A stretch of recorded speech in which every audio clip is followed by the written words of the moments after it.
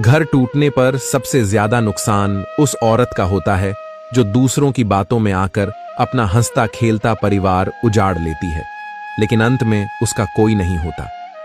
शुरुआत में सब कुछ ठीक होता है, प्यार भी होता है, समझदारी भी, लेकिन फिर धीरे धीरे किसी तीसरे की बातें, किसी और की तुलना, किसी झूठे सम्मान की भूख रिश्तों के बीच जहर घोलने लगती है।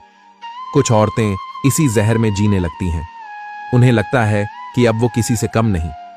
हर बात में सवाल, हर बात में ताना, हर बहस में खुद को सही साबित करने की जिद। वो भूल जाती हैं कि रिश्ता बराबरी से चलता है, हुकूमत से नहीं। कभी माँ की बातों में, कभी किसी सहेली की सलाह में, तो कभी फोन पर देखे किसी रील की मॉडर्न सोच में वो अपनी असलियत खो देती है। फिर वो बहस नहीं करती, वो लड़ती हैं। वो बात नहीं समझती, वो थोपती हैं। और फिर एक दिन हर छोटी बात पर कहने लगती हैं, मैं अब और नहीं सहूंगी, मैं अपने रास्ते जा रही हूं, मुझे फर्क नहीं पड़ता।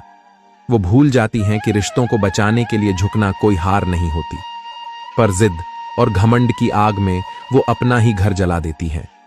जब तक घर होता है उन्हें हर बात गलत लगती है, और जब घर टूट जाता है तब जाकर एहसास होता है कि जिस बात पर लड़ाई थी वो तो इतनी बड़ी थी ही नहीं। लेकिन अब बहुत देर हो चुकी होती है। न ससुराल रहा, न मायका वैसे अपनाता है। जिस घर को छोड़कर गई थी अब वो भी वापसी की उम्मीद नहीं रखता, और जिन लोगों ने बढ़ावा दिया था वो अब चुप हो जाते हैं, क्योंकि उनका तो काम ही था किसी और की जिंदगी में आग लगाना।